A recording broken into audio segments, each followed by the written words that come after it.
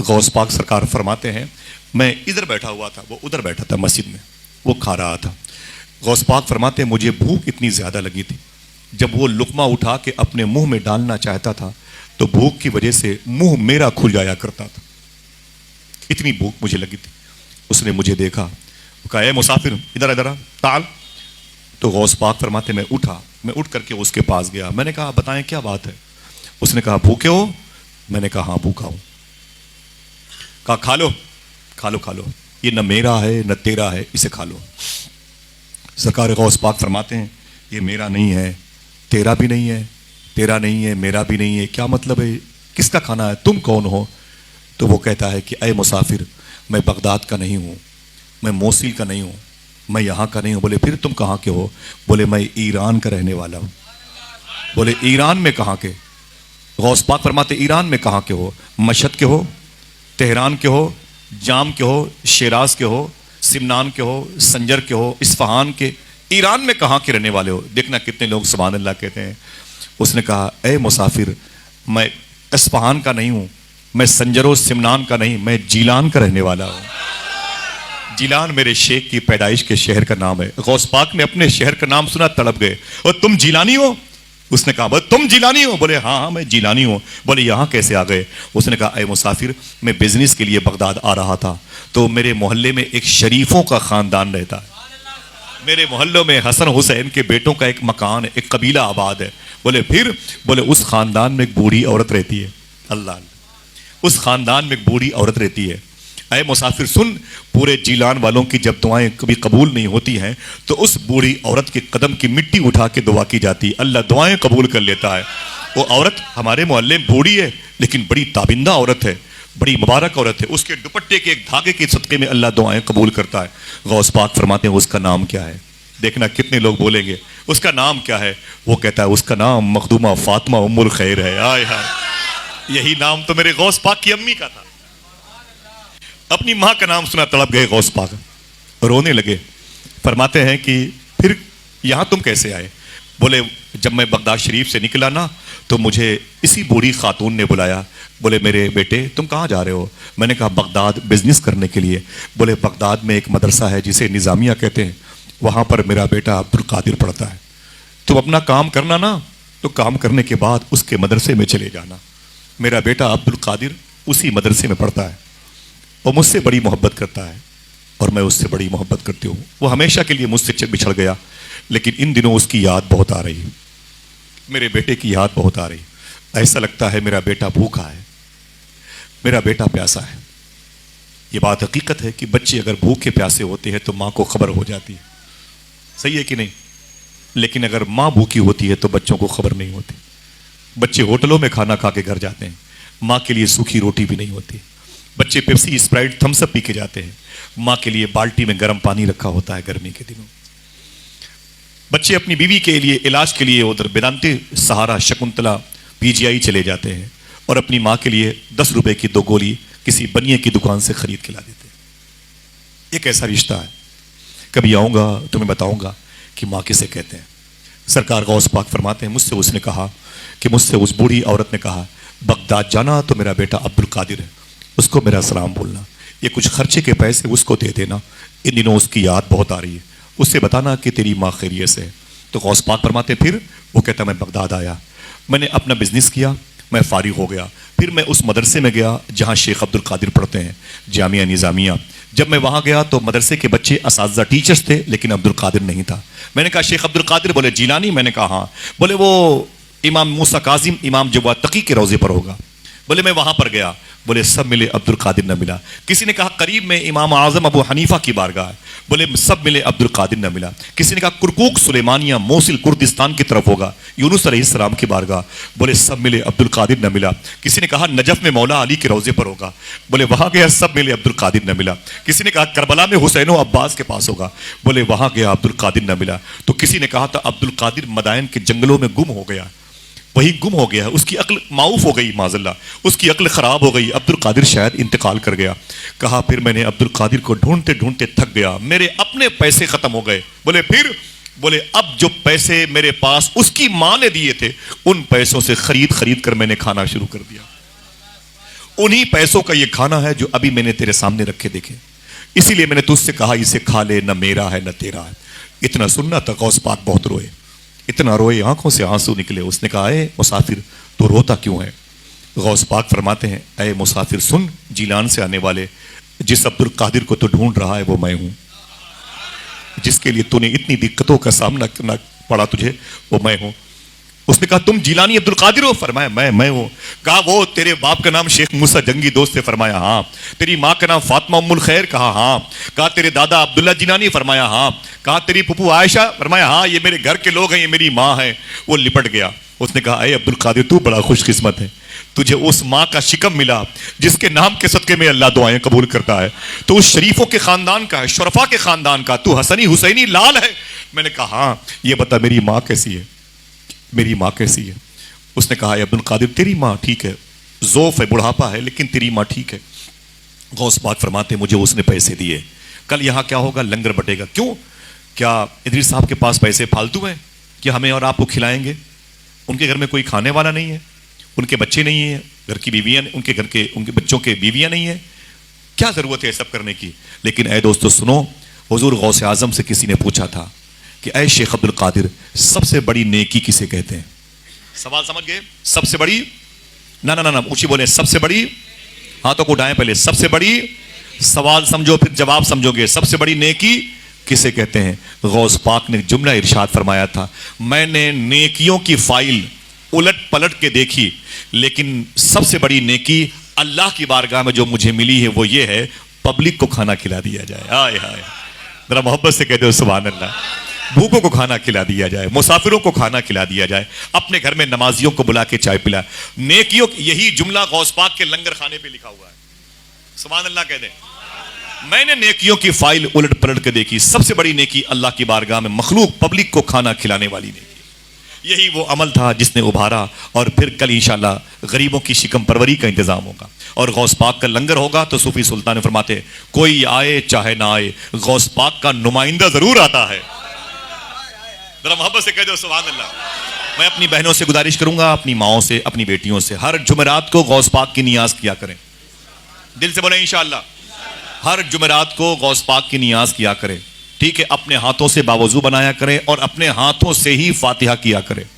किसी इमाम और मौज़िन को तकलीफ ना दें, आप अपने घरों में खुश रहें, बावजू नियाज करें, पर्दों में इतर लगाएं, मुसल्लों में सजदा करने की जगह पे इतर लगाएं, अपने सब बाल बच्चों को लेकर के जो रब ने दिया, बहनों को, घर के ससुर, सबको लेकर के आप बैठें और फिर हुजूर गौस पाक को याद करके नियाज करें। कुछ नहीं आता, 11 मरतबे सूरह फातिहा, 3 मरतबे सूरह अलहम्द शरीफ, सूरह फातिहा, ये पढ़ करके सूरह कुल वल्लाहु अहद शरीफ, सूरह इखलास और सूरह फातिहा 11 और 3 मरतबे पढ़ करके अपने हाथों को उठा दें।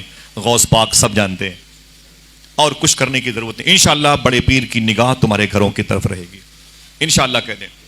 मैं बहुत थोड़ा सा चावल गौस पाक के लंगर खाने का लेके आया था, उबैद भाई मेरे बड़े भाई, मैं उनको दिया था। इंशाअल्लाह आऊँगा तो सबको गौस पाक के लंगर खाने का चावल दूंगा इंशाअल्लाह, ठीक है? और नहीं 2-3 दिन के बाद अब मेरे घर पे बगदाद के मेहमान आने वाले हैं, अभी भी वो आराम कर रहे हैं घर पे, पूरी फैमिली है, सैयदानियाँ हैं, वो आने वाले हैं। तो आप मेरे घर पे आइएगा तो इंशाल्लाह मैं सबको दूंगा, ठीक है? इंशाल्लाह, ठीक है? सरकार गौस आजम फरमाते मुझे वो पैसे दिए, उसने कहा ये पैसे लो, मिसाल के तौर पर तुम्हारी माँ ने मुझे 500 रुपए दिए थे, 100 तो खर्चे हो गए, बचे कितने? 400, ये 400 बचे, इसे ले लो। गौस पाक फरमाते मैंने उसमें से कुछ पैसे निकाल के किराए के नाम पे उसे दिए। मैंने कहा जाना तो मेरी माँ को सलाम बोलना, कहना तेरा बेटा अब्दुल कादिर अपनी राह में मस्त मगन है, इश्क की मंजिल तय कर रहा है, ऐ मेरी माँ दुआ कर अल्लाह मुझे आशिक बना दे। मैं भूखा जरूर हूं लेकिन अल्लाह के नाम की बरकतों ने मुझे जिंदा रखा है, अल्लाह के नाम का फैजान मुझे जिंदा रखा है, मैं बड़ी मेहनतें कर रहा हूं, बेइज़्निल्लाह मेरी माँ से कहना तेरी दुआ की जरूरत है। माँ अगर इंतकाल कर जाए तो उसकी कब्रों पर जाया करो इंशाअल्लाह। माँ अगर जिंदा हो तो वादा कीजिए जब भी घर से निकला करे अपनी माँ का हाथ चूम के निकला करें। कितने लोग ऐसा करेंगे इंशाअल्लाह? इंशाअल्लाह बोलें, माँ बाप के हाथ चूम के निकला करें। यही वो नेमतें हैं जिसके बारे में जितनी तारीफ की जाए, जितनी बातें बताई जाए वो कम है। ये एहसास उस वक्त होता है जब ये नेमतें घर से चली जाती हैं हमेशा के लिए। सरकार गौस आदम के पास जितने पैसे आए खर्चे के लिए, मालूम है क्या किया? उसी किसी बैंक में जमा नहीं किया, किसी उस्ताद को नहीं दिए, हुजूर इसे रखे रहें, 10-10 रुपए हर महीने लेंगे और मुझे खर्चे के लिए दीजिएगा। हुजूर गौस पाक उन पैसों को लेके बगदाद की मंडी में आए, होटलों से खाना खरीदा, فروٹس خریدے، میوہ کی چیزیں خریدی، اور پھر غلام نوکر چاکر کو بلا لیے، ٹھیلے بلا لیے، اور کہیں ٹھیلوں پر، کہیں لوگوں کی پیٹھ پر، کہیں پہ سروں پہ رکھ کے کھانا پورے پیسے کا لدوایا اور پورے بغداد کے فقیروں میں بانٹنے لگے، بغداد کے سائلوں کو دینے لگے، بغداد کے بھوکوں کو کھلانے لگے، اور پورے پیسے سے بغداد میں لوگوں کو کھانا کھلایا۔ ایک دوست سے ملاقات ہو گئی، اس نے کہا شیخ عبد القادر یہ کیا بات ہے، کل تو بھوکے تھے، آج لنگر چل رہا ہے؟ سرکار غوث پاک فرماتے ہیں یہ لنگر کے پیسے مجھے میری ماں نے بھیجے تھے۔ بولے کائے کے لیے؟ بانٹنے کے لیے؟ فرمایا نا بانٹنے کے لیے نہیں، مجھے خرچے کے لیے بھیجے تھے، 2-4 مہینے میرے خرچے کے پیسے تھے۔ بولے پھر؟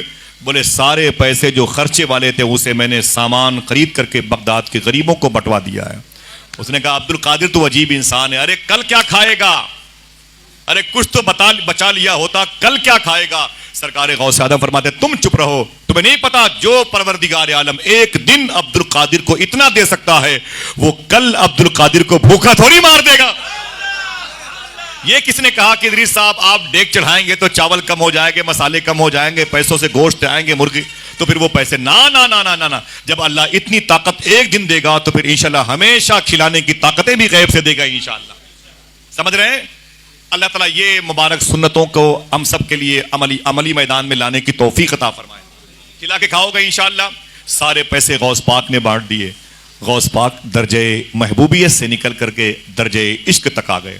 اب جب عاشق بن گئے، عمر ہو گئی 25 سال۔ کتنی؟ 25 سال یہاں تھے اور 25 سال گزاری جنگل میں مدائن کے۔ 25 اسے ملا دیں، 25 اسے ملا لیں تو 50 ہوتے ہیں، اور جب 50 سال عمر پوری ہو گئی تو عاشق بن گئے۔ اب جب عاشق بن گئے تو بغداد کی طرف دیکھ کے بولے اے میرے مولا میں کہاں جاؤں؟ میرے لیے کہاں حکم ہے، کہاں بزنس، کہاں کاروبار، کہاں پڑھانا، کیا کرنا ہے؟ آواز آئی اے عبد القادر یہ بغداد تیرے لیے۔ بولے نا میرے مولا میں یہاں نہیں رہوں گا، لوگ اچھے نہیں ہیں۔ فرمایا میرے مولا نے اے عبد القادر یہ شہر تیرے لیے۔ بولے میرے مولا میں یہاں نہیں رہوں گا، آواز آئی یہ شہر تیرے لیے۔ بولے میرے مولا مجھے یہ شہر پسند نہیں ہے، یہاں اوباش ٹپوری قسم کے لوگ رہتے ہیں، نشہ خور بہت ہیں، حلال اور حرام کی تمیز نہیں ہے، عورتوں میں بے پردگی ہے، مردوں میں تعیش پرستی ہے، میں اس شہر میں نہیں رہوں گا۔ آواز آئی تجھے اسی شہر میں رہنا ہے، تجھے اسی۔ غوث پاک فرماتے میں مچل گیا۔ جب عاشق بن چکے تھے تو پھر اب درجے محبوبیت پر آنا ہے، اب باتیں ان کی فالو کی جائیں گی۔ کہتے ہیں میرے مولا اگر میں بغداد میں رکوں گا تو پھر میری کچھ شرطیں بھی ہیں تجھے ماننی پڑیں گی۔ کس سے کہہ رہے ہیں؟ اونچی بولو۔ اللہ سے کہہ رہے ہیں، آپ کوتوال سے نہیں کہہ سکتے، دروگا جی سے نہیں کہہ سکتے، ودھائک سے نہیں کہہ سکتے، یہ غوث پاک اللہ سے کہتے ہیں میرے مولا اگر میں اس شہر میں رہوں گا تو میری کچھ شرطیں ہیں۔ آواز آئی بول عبد القادر تیری شرط کیا ہے؟ تو غوث پاک فرماتے ہیں میں نے 70 شرطیں گنائیں۔ کتنی؟ اونچی بولو۔ میں نے 70 شرطیں گنائیں اور اللہ نے میری ہر ایک شرط کو 70 مرتبے کہہ کے قبول کی ہے۔ ایک دن تقریر کر رہے تھے غوث پاک نے فرمایا اے بغداد والو اگر کہو تو بتا دوں ان 70 شرطوں میں ایک شرط کیا تھی؟ لوگوں نے کہا حضور بتا دیں، تو سرکار غوث اعظم فرماتے ان 70 شرطوں میں ایک شرط یہ بھی تھی۔ میں نے کہا اے میرے مولا میری ایک شرط یہ بھی ہے کہ جو مجھ سے محبت کرے بغیر توبہ کے اسے موت نہیں آنی چاہیے۔ اللہ اللہ اللہ اللہ۔ کہو تو دوسری بتا دوں، کسی بتا دوں؟ یہ کتاب میں نہیں ہے، یہ کتاب میں نہیں ہے کہ یہی وہ دوسری شرط ہے، لیکن یہ واقعہ ہے۔ لیکن غوث پاک کے ان 70 معروضات میں ایک یہ بھی ہے۔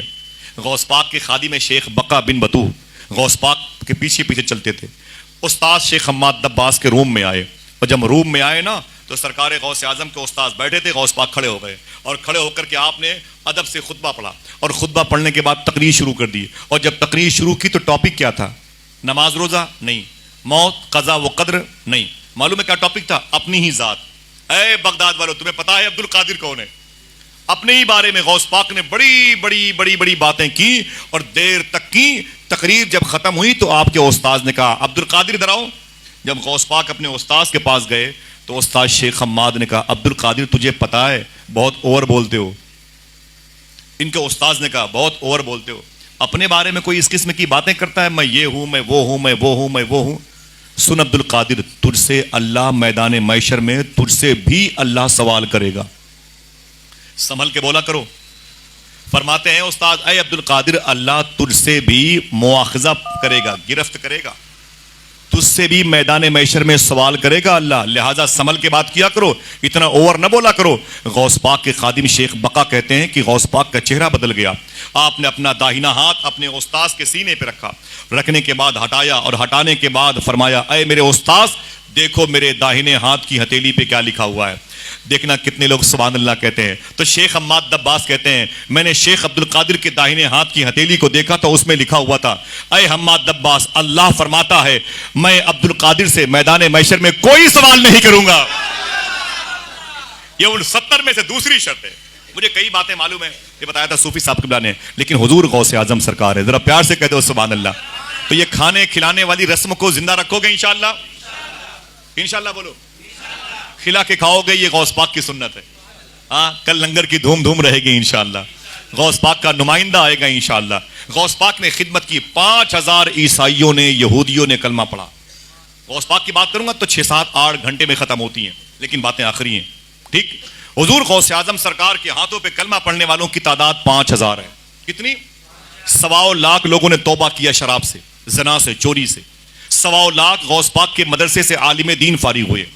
ہفتے میں 2 تقریر غوث پاک میدان میں کرتے تھے، ہر تقریر میں 400 لوگوں کو اللہ اپنا ولی بناتا تھا، 400 جنازے اٹھا کرتے تھے۔ انسانوں کی تعداد 70,000 کے آس پاس ہوتی تھی، جنات اس سے زیادہ ہوتے تھے، اور فرشتے کتنے ہوتے تھے؟ یا تو آپ گن کے بتائیں یا مجھ سے سن لیں۔ سرکار غوث اعظم فرماتے ہیں انسان 70,000 سے زیادہ ہوتے تھے۔ میری کرسی لگتی تھی باب الشیخ میں، اور باب حلب تک 2.25 کلومیٹر دور تک لوگ بیٹھتے تھے، ٹھیک۔ 70,000 کا مجمع ہوتا تھا، جنات اس سے زیادہ ہوتے تھے، اور فرشتے غوث پاک فرماتے کبھی کبھی میں تقریر کے بیچ میں اپنا سر اٹھاتا آسمان کی طرف، تو اتنے فرشتے آسمان کے نیچے زمین کے اوپر ہوا میں اڑتے ہوئے لٹکے ہوئے میری تقریر کو سنتے رہتے تھے کہ مجھے آسمان دکھائی نہیں دیتا تھا۔ یہ غوث پاک کی تقریر سننے والے لوگ ہیں، ہر ولی آتے تھے۔ دیکھنا کتنے لوگ بولتے ہیں سبحان اللہ۔ غوث پاک کی تقریر سننے کے لیے ہر ولی آتا تھا، ولی ہی نہیں رسول بھی آتے تھے، رسول ہی نہیں رسولوں کے سردار بھی آتے تھے۔ میرا امام کہتا ہے ولی کیا، مرسل آئے خود حضور آئے، وہ تیری واس کی محفل ہے یا غوث۔ یہ سیدنا شیخ عبد القادر جیلانی کا مرتبہ ہے۔ ولیوں کی پوسٹنگ کرواتے ہیں خواجہ خضر، کیا نام ہے؟ خواجہ خضر، ولیوں کی پوسٹنگ کرواتے ہیں۔ وہ سینی کے قطب کو اٹھایا تو بھیج دیا مورت گنج، وہاں کے ابدال کو اٹھایا تو الہ آباد بھیج دیا، الہ آباد کے اوتاد کو اٹھایا تو کانپور بھیج دیا، وہاں کے مرزوب کو اٹھایا تو لکھنؤ بھیج دیا۔ خواجہ خضر ولیوں کی پوسٹنگ کرتے ہیں۔ کسی نے پوچھا اے خواجہ خضر ولیوں کی پوسٹنگ کرتے ہو اللہ کے حکم سے، کبھی کوئی ایسا ولی ملا جس نے تمہیں حیرت میں ڈالا ہو؟ کہتے ہیں ہاں بھائی ایک ملا۔ آپ سمجھ گئے ہوں گے وہ ایک کون ہوگا؟ ہاں بولے وہ کیسے؟ تو خواجہ خضر کہتے ہیں میں زمین سے اڑا، یہ مشاہداتی دنیا ہے، اسے ناسوتی دنیا کہتے ہیں۔ عالم ناسوت، عالم جبروت، عالم ہاہوت، عالم ملکوت، عالم ہاہوت، یہ دنیا کے نام ہیں جو پردے غیب میں ہیں۔ تو خواجہ خضر کہتے ہیں میں ادھر سے نکلا تو سوچا کہ عالم لاہوت، جبروت، ہاہوت ہو لوں، لیکن جب میں اڑا نا تو جہاں سے دنیا ختم ہوتی ہے اس کے آخری کنارے پر ایک ٹاپو پر جزیرے پر ایک آدمی چادر اوڑھے لیٹا ہوا تھا۔ خواجہ خضر کہتے ہیں کہ میں اوپر سے نیچے لینڈ کیا، میں نیچے اترا، میں سمجھ گیا یہ کوئی اللہ کا ولی ہے، اللہ کا ولی ہے۔ میں نے کہا اے اٹھ، یہاں کوئی عام انسان نہیں آ پائے گا، تو آ گیا ہے تو سو رہا ہے، اللہ کے ولی ہو محنت کرو محنت کرو۔ اگر تم عام مومن ہوتے تو صالحین میں آ جاتے، اگر تم صالحین میں ہو تو پھر ولی بن جاؤ، ولی ہو تو اللہ کے جلوے دیکھو، بکھر جاؤ تو مرزوب بن جاؤ، سمجھ جاؤ تو سالک بن جاؤ، سالک ہو تو آگے بڑھو، اوتاد بن جاؤ، ابرار بن جاؤ، ابدال بن جاؤ، غوث بن جاؤ، قطب بن جاؤ، خضر کے مقام۔ یہ کیا سوتے ہو یار، یہ دنیا سونے کی، اٹھ۔ خواجہ خضر کہتے ہیں اللہ کی بارگاہ سے آواز آئی اے خضر سنبھل کے سنبھل کے سنبھل کے۔ میں نے کہا میرے مولا یہ کون ہے؟ آواز آئی سن خضر تو جس سے محبت کرتا ہے وہ میں ہوں، تو جس سے محبت کرتا ہے وہ میں ہوں، اور میں جس سے محبت کرتا ہوں یہ وہ ہے، اس کا نام شیخ عبد القادر جیلانی ہے۔ اللہ اللہ، میرا امام کہتا ہے سکر کے جوش میں جو ہے وہ تجھے کیا جانے، خضر کے ہوش سے پوچھے کوئی رتبہ تیرا۔ میرا شیخ فرماتا ہے جس نے مجھے یاد کیا بخش دیا جائے گا، ذرا ہاتھوں کو اٹھا کے بولے سبحان اللہ، جس نے مجھے یاد کیا بخش دیا جائے گا، جس نے میرے بارے میں اچھا گمان رکھا بخش دیا جائے گا، جس نے مجھے تصور میں بسایا وہ سمجھ لو کہ نیکیاں کرنے میں لگا ہوا ہے. سنو بغداد والو، ولایت جس کو لینے کے لیے لوگوں کی عمریں گھس جاتی ہیں، غوث پاک فرماتے ہیں ولایت میرے گھر کی کھوٹی پہ ٹنگی رہتی ہے. ولایت میرے گھر کی کھوٹی پہ ٹنگی رہتی ہے. جس کو چاہتا ہوں اتار کے دے دیتا ہوں، اور جس کی چاہتا ہوں اتار کے ٹانگ دیتا ہوں. اللہ اللہ. فرماتے ہیں میرے دادا نے فرمایا تھا من زار قبری وجبت لہو شفاعتی. میں نے اپنے دوستوں کو بتایا ابھی بغداد میں 3 دن پہلے، میں نے کہا سنو غوث پاک نے یہاں کھڑے ہو کے ارشاد فرمایا، میرے دادا نے ارشاد فرمایا ہے کہ من زار قبری وجبت لہو شفاعتی، جس نے میرے روزے کی زیارت کی اس پر میری شفاعت واجب ہے. غوث پاک فرماتے سنو بغداد والو، یہ میرے دادا نے فرمایا جس نے روزے رسول میرا دیکھا، میرا دربار دیکھا، اس پر میری شفاعت کمپلسری واجب ہو گئی. اور میں ان کا بیٹا عبد القادر کہہ رہا ہوں جو میری اس گلی سے گزر جائے گا اس پر میری شفاعت واجب ہے. اللہ اللہ، کیا شان ہے سیدنا شیخ عبد القادر جیلانی کی. 2005 میں انتقال کیے مفتی عبد الکریم بیاروی. بیارہ میں 1.5 لاکھ اولیاء لیٹے ہوئے ہیں، ایران کے بارڈر پر ہے، کرکوک کے قریب. یہ صدام حسین شہید کے مکانات کے آگے موصل کا علاقہ ہے بیارہ شریف. محدث عراق مفتی عبد الکریم بیاروی بہت بڑے بزرگ ہیں، ان کی مدار شریف پر مجھے وہ لے گئی تھی جن کا نام تھا فاطمہ خالہ. ان کی مدار پر مجھے لے گئی تھی. فاطمہ خالہ غوث پاک سے باتیں کرتی تھی، ایمبیسڈر ہاؤس میں سروس کرتی تھی بغداد شریف میں، عیسائی تھی. غوث پاک کے روزے کو دیکھا تو اسلام قبول کر لیا. تقریباً 30-35 سال وہاں خدمت کی، اور 2-3 سال پہلے ان کا انتقال ہوا ہے. مقبرے سکران میں لیٹی ہوئی ہیں. میں بغداد میں جاتا تھا، ان کی بڑی خدمت کرتا تھا. وہ مجھ سے کہتی تھی غوث پاک سے میں باتیں کرتی ہوں. بڑی مبارک خاتون تھی. مجھے لے گئی، بولے شیخ مفتی عبد الکریم بیارہ، یہ مزار شریف ہے، فاتحہ پڑھو. وہ اتنے بڑے بزرگ ہیں، ان سے کسی نے پوچھا تھا اے مفتی عبد الکریم بیاروی، غوث پاک نے فرمایا جو میری اس گلی سے گزر جائے گا اس پر میری شفاعت واجب ہے، اس کے بارے میں آپ کیا کہتے ہیں؟ تو مفتی عبد الکریم بیاروی محدث عراق فرماتے ہیں مجھے نہیں معلوم کہ غوث پاک نے یہ بات کیوں کی، مجھے نہیں معلوم. ہاں اتنا مجھے معلوم ہے میں نے مدینے والے آقا کو، آمینہ کے لال کو اس گلی سے بارہا گزرتے ہوئے دیکھا ہے. گویا یہ گزرگاہ مصطفیٰ ہے. سبحان اللہ، یہ گزرگاہ مصطفیٰ ہے. اور جو لنگر آپ کل کھائیں گے نا اس میں غوث پاک کے لنگر کا چاول ملا ہوگا. اس چاول کی تاثیر کیا ہے؟ یہی مفتی عبد الکریم بیاروی فرماتے ہیں اے لوگو غوث پاک کے لنگر میں جایا کرو تو کھڑے ہو کے لنگر کھایا کرو. فرمایا کھڑے ہو کے لنگر کھایا کرو. کیوں؟ کہا اس لیے کہ غوث پاک کے لنگر کا جو کھانا ہے وہ زمزم کے برابر ہے. میں آپ چلو گے نا انشاءاللہ بغداد شریف؟ پھر سے بولو بھائی، سستی مت دکھاؤ ورنہ ابھی لے چلوں گا انشاءاللہ. ٹھیک ہے، چلنا ہے نا انشاءاللہ. مجھے اچھے لگتے ہیں وہ چہرے جو غوث پاک سے محبت کرتے ہیں، جن کے دلوں میں غوث پاک کی بارگاہ میں حاضری کا جذبہ ہے. الحمدللہ رب العالمین. میں چلوں گا، آپ چلیں گے دکھاؤں گا. میرا ایک دوست ہے وہاں پر، کرسچن تھا پہلے، اب اسلام قبول کر لیا. معلوم ہے کیوں کیا اسلام قبول؟ اس کی بیوی اس کے بچے امریکن بمباری مار دیے گئے. وہ قریب میں غوث پاک کے محلے کے پاس رہتا ہے، گورا گورا سا خوبصورت 45-48 سال کے، بہت خوبصورت آدمی ہے ماشاءاللہ. تو اسلام وہ کیوں قبول کیا؟ جب بلاسٹ ہوا، امریکہ بمباری کر رہا تھا، اس کے بیوی بچے سب مار دیے گئے. اب بیچارہ کہاں جاتا وہ؟ تو کسی نے کہا کہ بھائی میں بھوکا مرتا ہوں، میں کہاں جاؤں، میری سمجھ میں نہیں آتا. تو کسی نے کہا پاگل آدمی ہے، یہ غوث پاک کا لنگر کھانا چلتا ہے، بمباری ہو کہ نہ ہو لنگر بند نہیں ہوتا. جا کے صبح شام لنگر لے لیا کر اور کھا لیا کر. آپ کو معلوم ہونا چاہیے، دیکھنا کوئی بولتا نہیں بولتا سبحان اللہ، غوث پاک کا لنگر کھاتے کھاتے اس نے اسلام قبول کر لیا. اس نے کہا یار 900 سال کے بعد جب غوث پاک کے لنگر کی یہ تاثیر ہے تو غوث پاک کے دور میں لنگر کی تاثیر کیا رہی ہوگی؟ جب غوث پاک کے دسترخوان کا یہ عالم ہے تو حسین پاک کے دسترخوان کا عالم کیا ہوگا؟ آقا کریم کے لنگر کھانے کا عالم کیا ہوگا؟ سبحان اللہ. یہ جو لنگر کی بہاریں ہیں یہ قائم رہیں گی انشاءاللہ. بولو جو طاقت و قوت جیسی بھی ہو غوث پاک کا لنگر بند نہیں ہونا چاہیے انشاءاللہ. ہر خوشی کے موقع پر اور ہر غم کے موقع پر انشاءاللہ. بولو ہاتھوں کو اٹھا کے. 11ویں شریف کے مہینے میں اتنے دھوم سے لنگر کرو کہ ہر گھروں میں غوث پاک کا فیضان نظر آنے لگے. اگر طاقت قوت نہیں ہے تو 11ویں کے مہینے میں 25-50 روپے کی ٹافی ہی خرید کے محلے میں بٹوا دیا کرو. بچے پوچھیں یہ کیا ہے، کہنا کہ بغداد والے کی 11ویں مبارک ہو. یہ بہت مبارک عمل ہے اور اللہ تبارک و تعالیٰ اس کو قبول فرماتا ہے. یہ عمل ہونے سے پہلے قبول فرماتا ہے الحمدللہ. بہت ساری باتیں ہیں اسی لنگر کے حوالے سے. میں نے سوچا کہ بتاؤں آپ سے کہ غوث پاک بھوکے بھی رہتے تھے تو کھانا بھی کھلاتے تھے. ایسا لنگر چلایا 900 سال سے اب تک بند نہیں ہوا. اتنی بمباری ہوئی، 18 لاکھ مسلمان بغداد میں مارے گئے لیکن غوث پاک کا لنگر بند نہیں ہوا. 20-20 لاکھ روپے نذرانے کے غوث پاک کے پاس آتے تھے پر ڈے، لیکن سارے پیسے لنگر میں خرچ ہوتے تھے. یہی وجہ ہے کہ اجمیر شریف چلے جاؤ تو خواجہ صاحب کا روضہ بھی ہے، مسجد بھی ہے، لنگر بھی ہے. بولو بھائی بولو. سرکار صابر پاک کی بارگاہ میں چلے جاؤ تو صابر پاک کا روضہ بھی ہے، مسجد بھی ہے، لنگر بھی ہے.